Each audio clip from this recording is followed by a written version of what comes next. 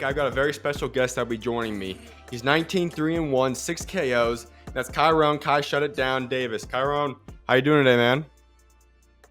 Good, good. So you obviously just came off one of your biggest wins, possibly what people say might be your best performance, just by a little bit over a month or two ago now. Walk us through how you're feeling right now. It was about a month ago, so we back in the gym already, so we're worrying about the Mm-hmm. next happening. Um, I mean, it was a good victory. It was a good learning experience and a good victory too. So we're gonna get into that in a little bit, but I gotta start off with one thing for you. So your nickname, obviously, you go by Kai. Shut it down. You gotta take us to the backstory a little bit about that. How'd that come to be? Um, I actually was in church when I was like 16 years old, Mm-hmm. and the pastor was talking about like shutting down things in your life getting in your way, and if it's alcohol or drugs or distractions, and it resonated with me, so I kind of just stuck with it. Now, from that point in time, then, I know you obviously grew up, and boxing wasn't always the sport you pursued to begin with. I know you were playing a lot of sports growing up, basketball, baseball, those things like that. What was the story behind you falling in love with boxing? Um, I think boxing just kind of grew on me more so than falling in love. Like it's just in the gym all the time. You just kind of, I'm a competitive person, like to win. Mhm. So um, I think just being in the gym and in an environment, especially in the Philly boxing scene. I live in Delaware, but so close to Philly, and Baltimore and Mhm. Jersey. It just grew on me. Uh, the love of the sport. Um, it's like a love hate thing. Mhm. Sometimes you love it, but sometimes you hate it at the same time. But it's love. So So I read a quote that you said before that when you were going through this process of deciding, what am I going to do with my life? Is it going to be boxing, whatever it was? You said that when you chose boxing, it was that you're in a position that you can't blame anybody else. It's pretty much all on yourself when you get in that ring. yeah. Take us through that mindset a little bit. What was it about that aspect that was attracting to you? Well, I was just in a celebrity All Star game, a celebrity basketball game, and we lost, and it wasn't my fault. So, no, it's a thing where I just feel like boxing. You have the full control over like your destiny, and it's less moving parts when it comes to like boxing. So Now, there's two sides of that because I grew up playing basketball, and I know, like you said, you play a lot of team sports as well growing up. But when you go in there, it's got two sides of it. One aspect is you don't have to rely on anybody else. If it's somebody else is having a bad day, it's not going to impact you. But at the same time, that means all the pressure's on yourself. So that means no matter what goes down, obviously all the eyes, all the attention, all the critics will be on yourself as well. How have yeah, you learned to kind of balance that and now embrace the fact that, no matter what goes out on there, it's all going to be on your shoulders? it's a learning process. It's something that you get better with. For me now, I mean, I don't even think about that stuff. Like Sure. I do it for a bigger reason. It's bigger than myself now. So where we're younger and it's all about I just want to be the best for me. When you get older, you start finding out different things, different reasons to win. So I know that when you were about 13 years old is when you officially decided to start pursuing boxing then. And yes, I read a story about your dad and how he kind of pushed you that it was running across the Delaware Memorial Bridge. No time he dropped you off in the woods and you had to go run to the gym to spar and then you have to run again afterwards. Walk us through that because I know there's not a lot of parents that can be able to push their son like that at that age, especially. Take us through just the impact he had in your life to be able to push you at that young of an age to get you into the sport. I mean, when you're young at that age, you don't have a choice. True. You do what your parents tell you to do. Mhm. And I think those type of psychological battles my dad put me through, that you see it when I'm in the ring now. You see the mental toughness, and you see the resilience that comes from like just being brought up in a system that is like teaching you to like push through even when you think you can't, even when you think it's not fair, or even when odds are stacked against you. So I mean, those type of things. I mean, my dad did it wasn't like abuseful. It was more like Mhm. he's doing these things just to kind of like mirror and show me things now, so that when I get to him in real life, that I'm able to get pushed through and get through it. You know what I mean? No, I think that's huge because I know in today's world, a lot of people always go back and forth. How much is pushing your son? What does that have to look like? Can you do it? And there's so much different things in this world that people want to judge on parenting and whatnot. I'm obviously on the side of that. Like if your son wants to decide that that's what they want Yeah. to do, then push him to be the best. How big was it having him in your life to help you become the man and the fighter that you are today? I think it was very, very important. My mom and my dad, though. Mm-hmm. I mean, without them, I wouldn't be here. So, and that's for everybody. Your mom and your parents are the reason why you're here. The impact in their life definitely is an asset to growing. Nobody knows you like people that made you. You know. What would you say is the hardest workout or thing that your dad put you through to get you ready for a fight or to get you through boxing? I mean, to get ready for a fight, no, because I mean, he's not my boxing trainer. Yeah. But he's definitely I don't know. I can't think. I mean, it's all a blur now. It's all Mm-hmm. just kind of instilled in me. It's not nothing seems hard. So but some things that we did like running 12 miles. I'm at like 8 years old.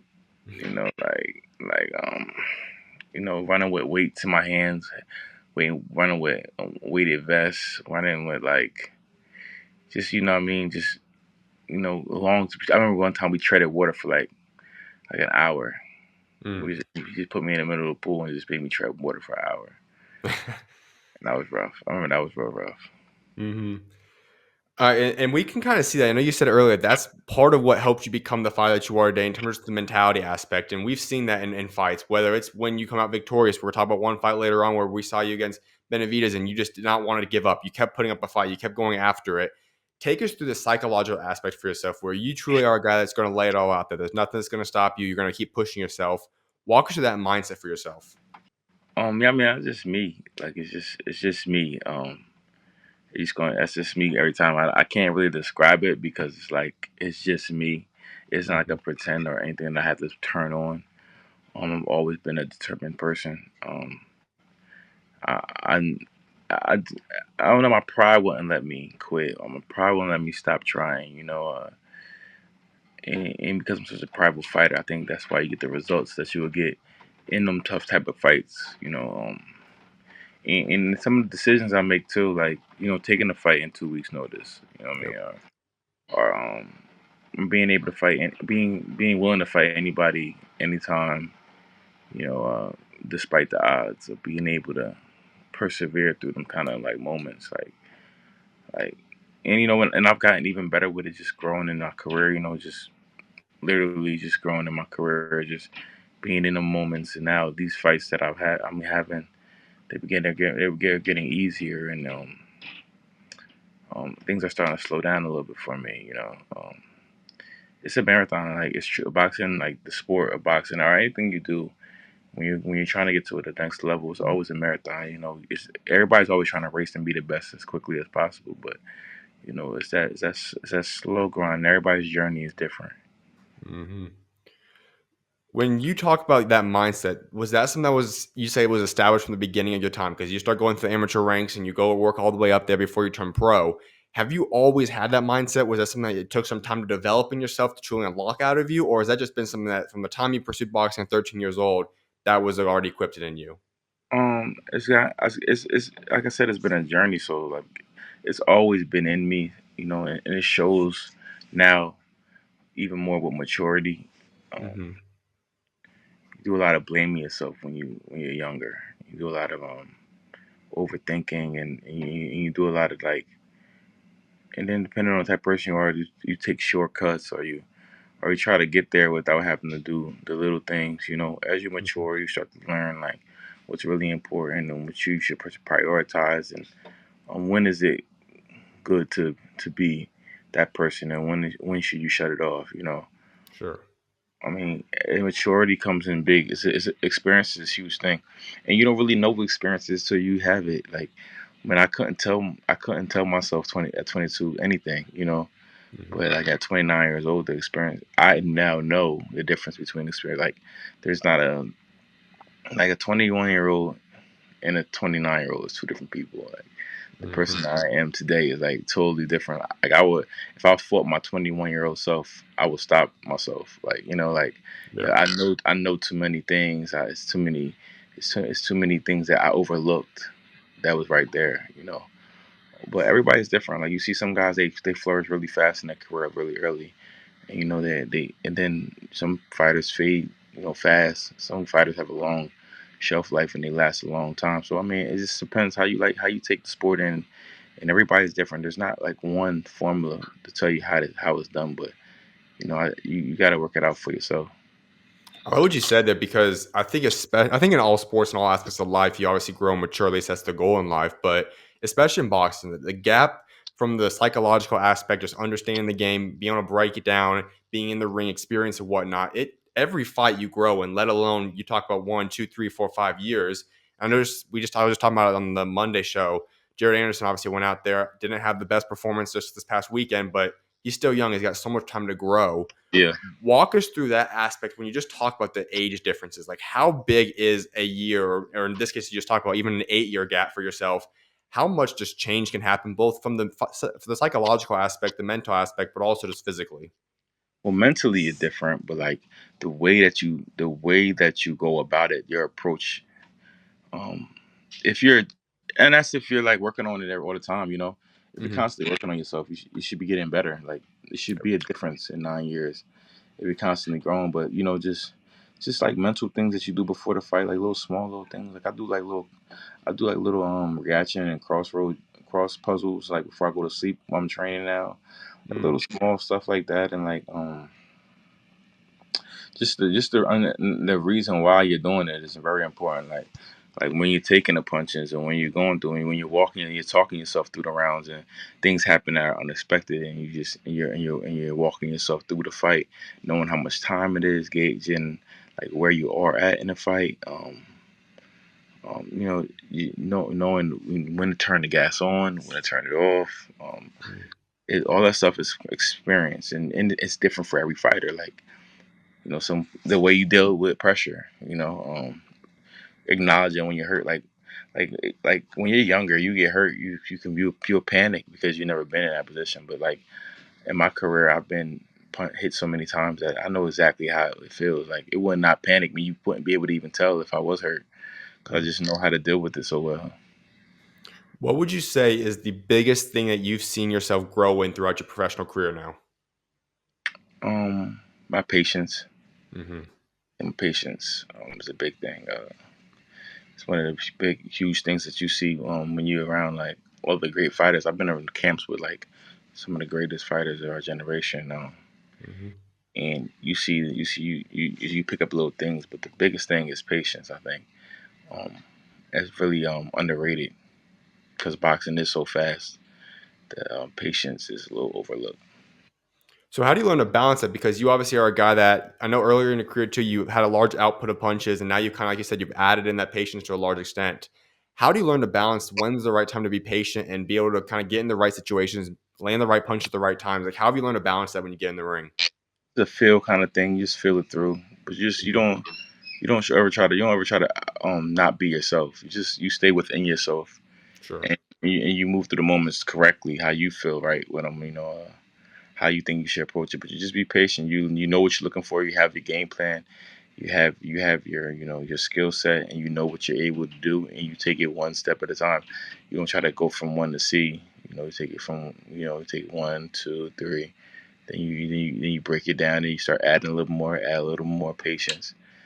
It's really important when you're talking about like fighting like guys that are talented, like especially like a guy like I just fought like a young talented guy that wants to like he just wants to get you into a firefight. And you can the reason I was able like to break him down and like slow him down was just with patience, with like giving him some and show him a little bit and not doing too much and having him try and fail and then put a little more on him and then constantly just watch and repeat until he just gets frustrated. Hmm. You're not able to do that if you don't have patience. I can get super excited. I land some punches and throw six of them, and now I'm in a firefight, and I'm more in his fight than I want to be in my fight. Those little small things that you do, and there's a couple other tricks that I've learned. That's some things I'm not going to say because I'm still in my career, but Yeah. things that I've learned that changes the game. It's some eye opening things that I've learned in the last about year and a half that help up my class of fighting. So I'm excited to to keep showing. So I kind of do want to go into that last fight. Then you're going against Elijah Garcia, and the lead up to that to begin with was a little bit odd because you guys were originally scheduled to fight one day in March, I believe, and then obviously it gets rescheduled, postponed. You then end up going to fight a few months later. Then walk us through that aspect because I know it's got to be tough. You know, you put all the money into the camp, you get your body ready, you're in the best shape, ready to go fight, and now you got to go postpone it a little bit. How does that affect a fighter? It's very frustrating.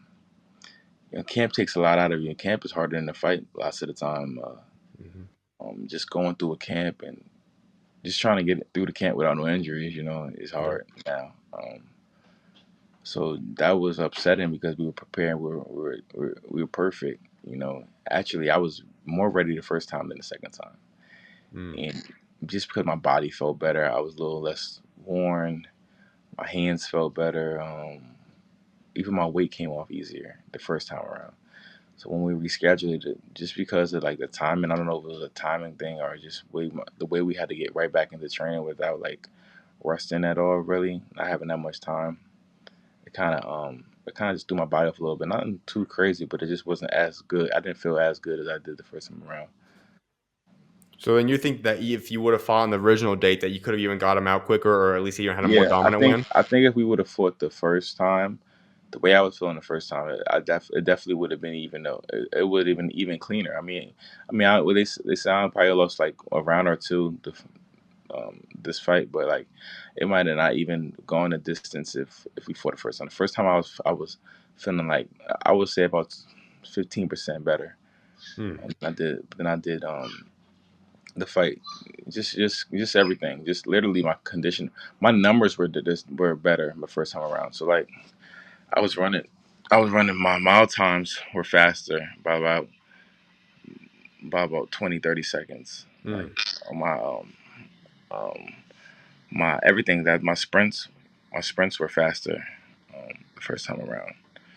Um, so it was just better. It was just the the camp was the camp was just a good camp, and it was I was unfortunately wasn't able to fight, but the second time around we still had like a great camp, Sure. but it just wasn't, you know what I mean? It wasn't, but who knows, who knows what would have happened that day, you know what I mean? So it's like everything happens for a reason, but I did come into the second fight. I mean, as feeling great and feeling in shape and feeling as good as I felt, just not as great number wise than I did the first time. Because I keep track of all that stuff. Like the numbers, my mile time, you know what I mean, my recovery time, how my body feels. I write that all down now, and that's just coming from experience too. Just knowing when you see it, it helps you know where you are. Hmm.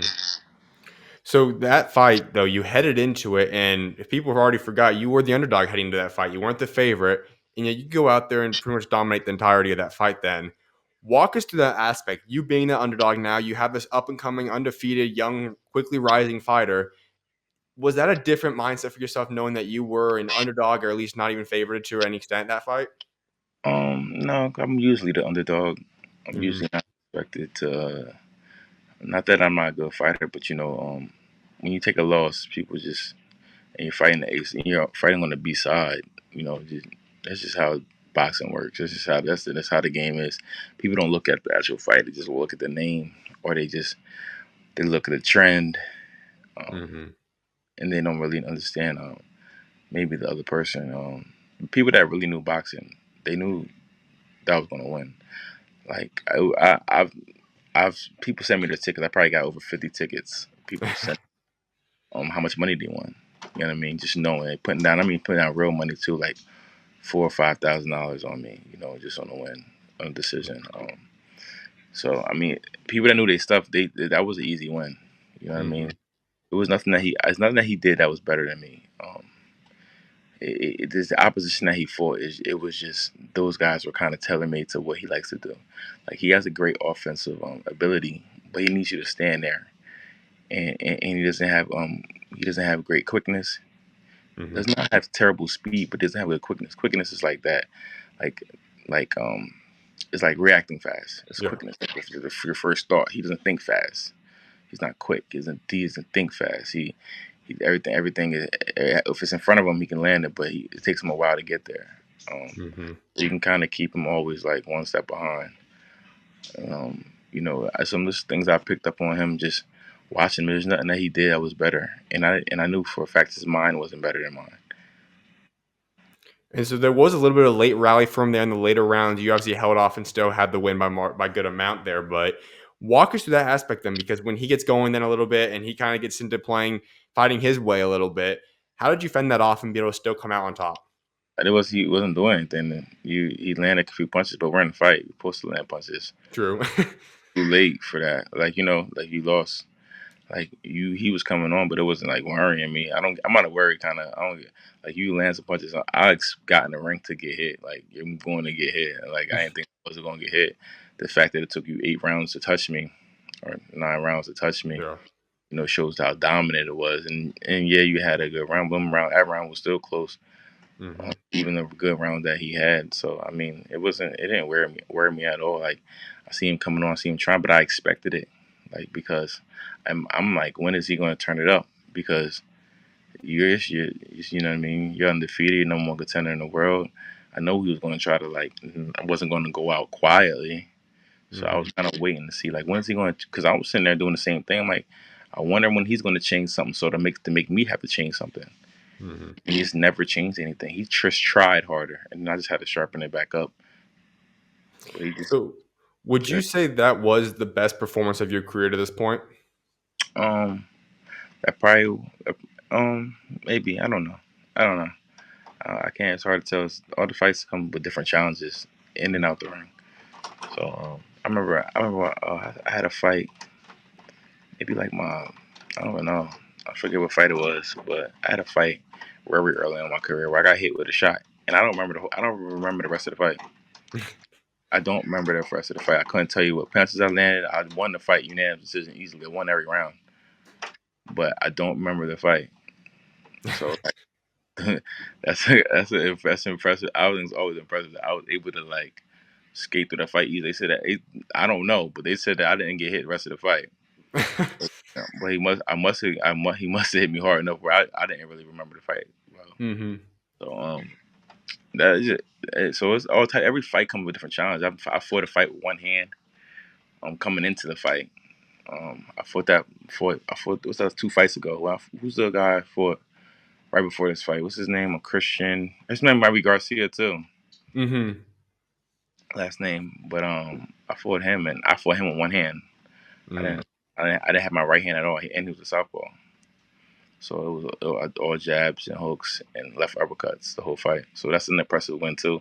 But it's a different kind of win, you know. Sure.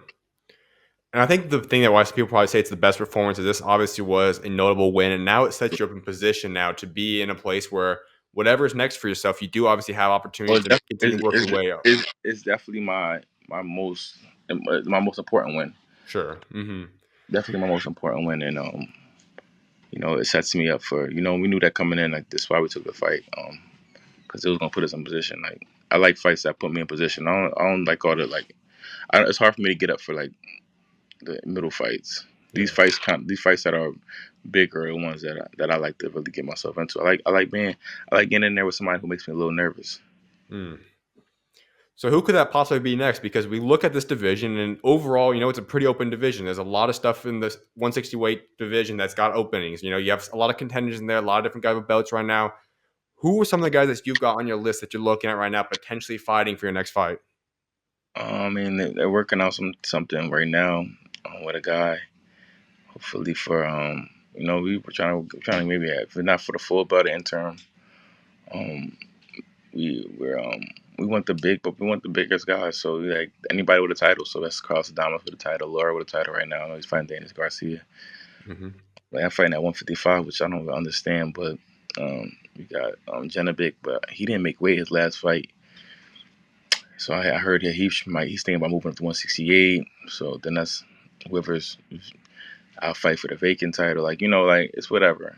I'll fight whoever it is. But my goal is the world title. So I don't have any picks when it comes to who I will fight. It's just somebody, just as long as it can be sanctioned under one of the main titles. So you'd say your goal is more so you just want to get the belts, you want to be victorious. Whoever is in the way, just who you want to have to go through. Then not Yeah, necessarily I mean, specific I want guys. to get to that. I want to get the world. I want to get a world title. Then we can Mm-hmm. move. then we can start doing other things. But that's always been my lifetime goal is to be a world champion. So we was able to pick up a international belt through this last fight. It's cool. It gets my fan base excited. It puts me in position. It gets me ranked high. But now it's time. I want that world title shot. So do you think we could see a potential world title shot, whether that be an interim one or that be the official full one within this year, calendar year? Could it be in 2025? Like, how soon do you think that It's could possible. be? It's possible. It could be this year. We Mhm. got some talks. It's definitely can be that. I'm ranked high enough where that's possible, and we're in the talks for some serious stuff this year. But if it's not this year, definitely 100% be early next year. Absolutely. Well, I do want to also ask you about something because I was going through a little bit about your bio and your history, and there was a fight against Patrick Day, and you said afterwards that almost was a fight that you had to start reconsidering if this was what you want to continue to do. Then you were Yeah. 13-2 at this point. It was a tough weight cut at that stage. Can you take us through that? Because obviously, you talk about yourself having the warrior mindset. This is something that you've pursued. You put so much time into. How close were you to possibly giving up at this sport? Well, as a boxer, like you go through a lot of like things mentally, like what you thought your career was going to be. You know, it's like very similar to like how like you have your life planned out for you, and then when things don't go the way you wanted to go, it's kind of like you got to rethink of how you doing it. Yeah. So for some people, it's like their job opportunity, or maybe it's for a woman is like being married by a certain age, or things going working out perfectly, like marriage, kids, house, like what I mean. This is ways you thought it was going to go, like the perfect Hmm. ideal way that you thought, but it just didn't work out that way. Things happen, life happens. So like coming up as a young boxer, me coming up, it was a lot of Floyd Mayweather. Having an O Yep. and taking the first loss was tough because it's just like, well, you can't get that no more. So now I got to move on to something else, and then you hold on to something else, and but all right, I got one loss, I'm not gonna lose ever again. And then you're put in a situation where you for me it was like I didn't do what I was supposed to do. It was a very winnable fight for me that I know I should have won. Um, but some things outside the ring just it kept me from being able to prepare properly and having enough time. That on top of that, but I was way too heavy trying to cut down to 154. I was walking around like 195 and making that in less than 4 weeks. So it was just kind of dumb on my part to think that I could do that. And then just having a second loss is like 13-2. You got to get your mindset to like rebuild your career. Like I had to really honestly kind of start over. Hmm. So I was like, did I want to do that? Because things aren't going your way, and to be able to continue to do this, I got to do this the right way. So took a little time off, got my head right, and made it a different commitment the rest of my career. Do you remember the point that you officially said, okay, you know what? This was just a little bit of a downhill thing. This was just a little bit of a rough patch. This is what I want to pursue, though. What made you officially decide this is what you are officially going to pursue for the remainder of your career now? I don't really know the moment, Hmm. but it's kind of slowly just because first I stopped listening, watching boxing, and stopped listening to boxing, and stopped altogether for a little bit. Hmm. Just I wasn't in the gym at all, and I wasn't watching boxing. I don't care how big the fighter was, I wasn't watching the boxing. Um, and then I started slowly watching boxing again, slowly like trying to find a love for the sport again. So I was in the gym, I was just lifting weights and then do a little, you know, did a little bit of running. Then I was in the gym one time and the guys were sparring, so I kind of just got in there, did a couple rounds, and just slowly just get the love for it again, and build confidence slowly. So just kind of ease myself back into it until I was ready to be like, you know what, let me get ready for a fight. And then I know what kind of shape I gotta be in to fight. So I call my coach and I'm like, yo, I'm coming up. And, we just started one day at a time. So I do have to ask you because you talked about the weight cut process. You started off, you said at 192 originally. You had to get down to 154 in 1 month. How the heck did you pull that off? I'm just crazy like discipline, like Mhm. do everything perfectly, and then some. You Mhm. know, always do everything perfect. Everything that you eat, everything you do all day, every day, it's got to be like towards the fight. Some Hmm. crazy tricks to cut the weight. Just it was awful, but I was able to do it, but it wasn't without obviously. Man, I felt terrible. Like I like the first 3 rounds, I was great. I was winning the fight, and then I just felt my body just like give up on me. Like it just like was aching. My legs were heavy. Mm. Like and it was starting to get into me mentally. Like, why am I feeling like this? And, my punch output just dropped. That's really what it was. I worked. He came in prepared, and and I wasn't. So Now we've seen you fight a couple different weight classes. Right now, you've kind of settled in. It seems like at 160, but is that the weight class that you feel most comfortable at? Do you feel like this is the one that you really want to stay at and work your way up to getting those belts now? yeah, I mean 160 is my weight class. Like it's always been my weight class. The Hmm. fighting at 154 was a little low for me. Yeah. Especially at the time, I didn't know how to do it right. And then 160 is just kind of right where I was. 168 is too easy to make. Like it's almost it's like I don't gotta do much. And, Hmm. 160 is like that perfect weight where like my body is, and I look like a middleweight. Hmm. 168 I look a little small sometimes. So you did decide to move up though, and you fought at 168 for a little bit, and you had one surprising fight to a lot of people, at least against Dirrell, and then obviously we have the Benavidez one we'll talk about right after that. But what kind of motivated you to say, you know what, you want to go test it out at 168? The money Yeah. they just they just offered me money. I wasn't even thinking about it. Hmm. We was gonna fight what's his name, Juan Montiel. He fought Charlo. I don't know if you've seen that fight when he fought Charlo. Hmm. But we had that fight and I ended up getting COVID. And then when I got COVID, I had to, they called me for that fight. Right after COVID, I got in trainer and then but they called me for the fight and it was at 168. And I was like 168. I was a little nervous about like just the weight because I just never fought at 168. I wouldn't know how. I wouldn't even know how to train to be a 168 pounder. We had some things you had to do to be a 168 pounder. To be like do it correctly. So I was kind of a little nervous about that. And then they offered me a lot of money, the more money I've seen in my career. That's for since I mean back then, and we took the risk, and we knew the risk was going to come with a reward if we did it correctly. So it was worth it. I mean, it built me as more high profile fighter. More people had me on the radar, knew who I was after that fight. And it would walk me right into I fought right after that. I fought on Fox Sports main event. And then I was able to fight on Benavidez. And Hmm. it kind of just made start. It was starting to make sense. Like when I was getting into them fights, it was easy to kind of put me in them because people knew who I was. Um, and then after the Benavidez fight, even how I fought that fight, it was one of the fights of the year that year. Hmm. It was able to just propel me to still getting opportunities and still being able to do things like I'm doing right now. And that Benavidez was one I also want to ask you about because that was not an easy fight to take. We already knew who he was heading into it. You're on a 2 week notice, let alone you're already up at a weight class that obviously is not most comfortable at overall. And you go fight one of the top guys.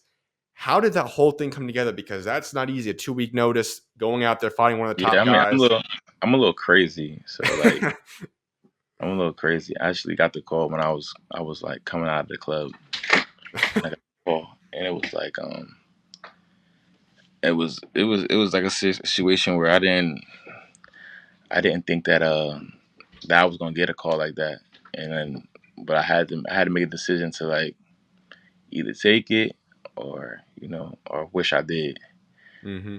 I didn't want to wish that I did, so he took the fight. I knew it was gonna be tough. I knew it was gonna be a hard fight. I knew it was gonna be one of like a real fight. But you know what I mean, it's hard for me to turn stuff like that down. You Hmm. know what I mean, opportunities like that down. You know, we just went for it. Um, and I knew if I put on a good showing, like I could pull it off. It only takes one punch to land. You could pull it off, and I believe in my ability. Yeah. He's a good fighter, but I also believe in my ability. I think if I had more time, the fight would have been different. But you know, And I know that's one thing that for sure I do respect about your game and your mentality. And I think a lot of people do as well is that you look at that and you talked about earlier too, that the O is such a big thing in boxing. So many people look at the O and the second they get a loss, their mindset shifts and people's perspective of them changes. And so that kind of gets a lot of guys nervous to go take these big fights. A lot of guys would say, no, I'm not going to do that right now. It's too much of a risk that, my Yeah. career, whatever it might be. You don't have that mindset. No, like you said, probably was a little bit early in your career, was a little bit of a disappointment, but Yeah. you have that mindset saying, you know what, I might have an extra loss, but this is an experience. This is a fight that I know I can make this become a positive no matter what happens. Yeah. I think How have you because developed that? I took my loss at like when I was 10-0, and Mm-hmm. I was a hot prospect 10-0, and we was fighting on. We had that toe to toe Tuesday stuff, and everybody was talking about me, and then I took a loss. I took a loss early, 10-0. I mean, even though it was like kind of moving me fast, but like, so because I was so young, I was able to go through that at a young age. Like now that like the way I'm at now, I don't care about no wins. I know that doesn't pay the bills. Like, you know what I mean? I know that doesn't really define you. I know I have understanding that you only as good as your last fight. Mm-hmm. It doesn't really bother me, Like also understand like how many people have losses and how many great historic Hall of Fame fighters have losses. Yep. I just understand that part. It's a game. We're playing the game, and people gonna say what they want to say, but a lot of people won't step in the ring in the first place. So it doesn't bother me. Taking a loss or potentially being embarrassed, like any of that stuff, because a lot of people can't do what we do. Mm-hmm. They just paying to watch. And I also want to ask you because you talked about earlier some of the guys you sparred with. You've had an incredible list. Just some guys I was able to find footage of or reports about. Adrian Broner, you're part of. Triple G, Canelo, Boots. I know you have a relationship with Caleb Plant as well. Have any of these guys or someone maybe I didn't even list, who would you say has been the toughest spar you've had or the guys really help push you the most? I mean, they all push you in different kind of ways. I can't really say who pushes you more. I mean, you learn things from everybody, and especially different parts of your career. Like sparring Triple G when that was years ago. That was a good experience and learning different things and being able to fight under high pressure and things to sparring Canelo is just last year. It ups your game. Like it just ups your game. Like those guys are fine sparring. Boots is younger than me. I remember sparring Boots when I was 10-0, Mm-hmm. and he was still in amateurs. Now sparring him now, to then you can see the difference of his development, how great he is now. Um, I mean, it's just those are experiences that you need. You got to get in there. Iron sharpens iron. So get in there with them kind of fighters. They only make you better. What would you say is the biggest thing you've taken from some of those guys? Like you said, we're just talking about some of the all-time greats, Hall of Fame guys right here. What is something that you'd say you've watched them, you studied them, you got to then go spar against them, and now you've applied into your game? Um, I don't know. Everybody, like I said, everybody teaches you different things. Um, Definitely just we just I take a little bit of everything from everybody. Honestly, I always look for something that I could take. I'm Mm. like looking for something like what do they do that helps them do what they know how to do. And picking a brand and just talking to them and just getting insight. You know, uh, being in camp with Canelo was a great experience just because the heights that he has been able to reach and how long he's been able to have a reign in the game. Just talking to him and listening to him break down the things that after the sparring, we'll sit down, we'll be in the sauna, and we'll be just talking about the sparring for like an hour, Mm. like those type of conversations, those type of like things. And then you go back and you're learning um, different things, and you're applying it the next day or the day after in sparring. It's ups your game, your IQ, your game, your confidence. So, with every person that I've been in the ring, I've learned something from. Being even Terrence Crawford, and being in the ring with Danny Jacobs. I've been in the ring with Adrian Broner, Demetrius Andre, um, Gabe Rosado went right after he fought Triple G. Um, I've been in there with Erickson Lubin. Julian Williams. Mm-hmm. I've been in the ring with like the the sport, the whole sport. So if you were to go tell your 13-year-old self this, that you're going to be able to go and become the fighter you are today, but then also just have the experience that you've had today, do you think that 13-year-old self, when you first committed to boxing, would ever have even believed these things would have happened? My 13-year-old self would have been mad that I haven't done more. Okay. I'm still trying to impress my 13-year-old self. I Hmm. still got some work to do. But my 13-year-old self would have wanted to be. He looked up to Roy Jones Jr. Mm. Pound for pound, um, Hall of Famer. So when you're 13, you got big, big, big, big dreams and big goals. So my 13-year-old self had expected me to be 60-0, Okay. time unified world champion, pound for pound. Um, yeah, and I already had a bio topic made. Absolutely. So I got a couple more questions before I let you go. And one of those things is kind of going back to Canelo real quickly. When you just talked about being able to just hang out with him and not even sparring, just being able to talk to him about the sparring session, about life, whatever, what would you say is the biggest lesson that he told you, whether that just be as a man, as a person, outside of the ring or inside the ring? He said, you don't got to be in the gym for a long time. You just got to be in the gym and do it right.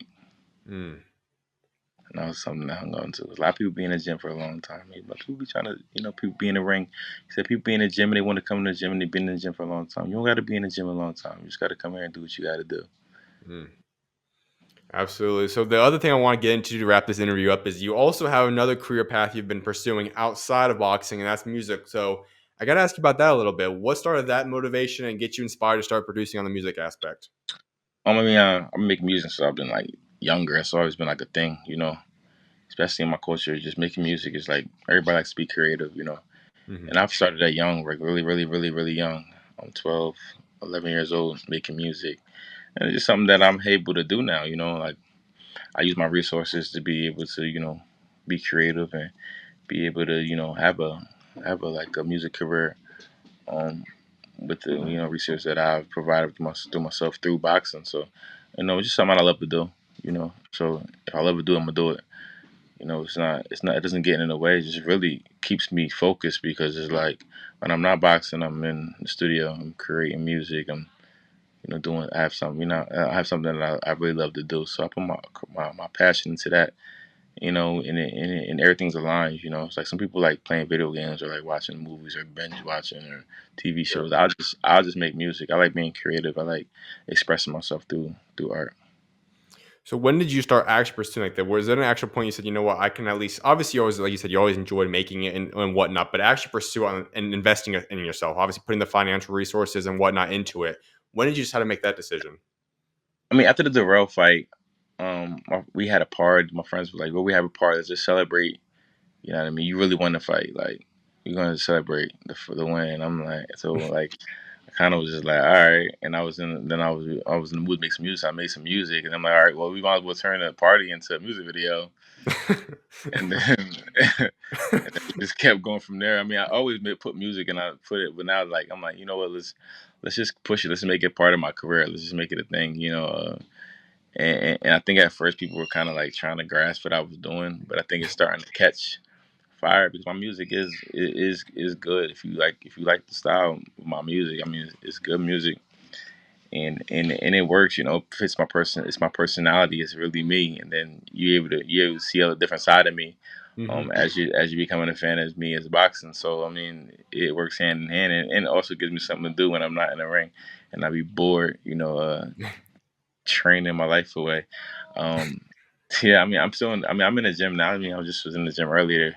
Yeah. Be staying ready for the fights, but that also gives me something else to think about. And I've learned that having different things to think about and not being so obsessed with one thing, it helps you be better at it. Hmm. Yeah, having a little mental break. So, and it works both ways. Like me being when the fights get close and I'm locked in, when I come back and make music is better. You know, and when I take a break and I'm more in my music, when I go back to the gym, I'm excited to be there. I'm like Hmm. I'm re hype again. Like let's go, let's do it. Like who's next? So I gotta ask though, do you ever listen to yourself when you're getting ready for a fight or in training? Absolutely, that's Hmm. absolutely. If I don't listen to myself, who's gonna listen to me? You know, True that. True. I we I have a playlist and my music is thrown into the playlist. And so Hmm. it comes on through the playlist. So I mean, everybody on the playlist, but my music is on there as well. Gotcha. You know? But yeah, I work out to my music. So do you see music being something that you can even more heavily pursue? Obviously, there's going to be a day at some point in the future that you're going to end up giving up boxing and have to move on. That day will come someday. Music something that you could typically and essentially do for the remainder of your life. I'll never stop doing music. Mm-hmm. I don't do music for people. I do it for myself. Uh, Gotcha. the career of music, like it's fun. Like performing is fun. I like performing in boxing. It's the same thing. Just I'm True. not punching people. I'm not getting taking any punishment. Mm-hmm. It's the same kind of feeling. So it's something I will continue to do. It's just part of my life. It's not something that I'm doing because I box or I'm doing in spite of boxing. Like it's just something that I do. So it's something I wouldn't stop doing. It brings me happiness. Anything that brings you happiness, you just should keep doing.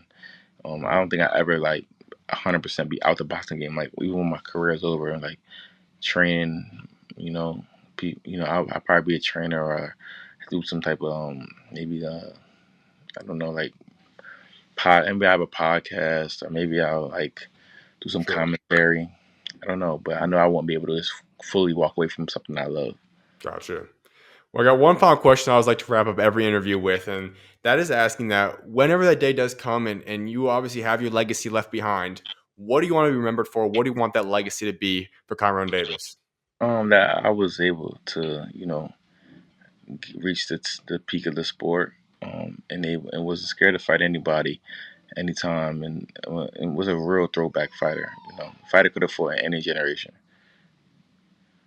Absolutely, man. Well, I definitely appreciate you taking time to come on today, and I can't wait to see what God's got next for you, man. Looking forward to whoever you're going to be fighting next, man. Appreciate you. Appreciate you. Of course. You're always welcome on, man. God bless.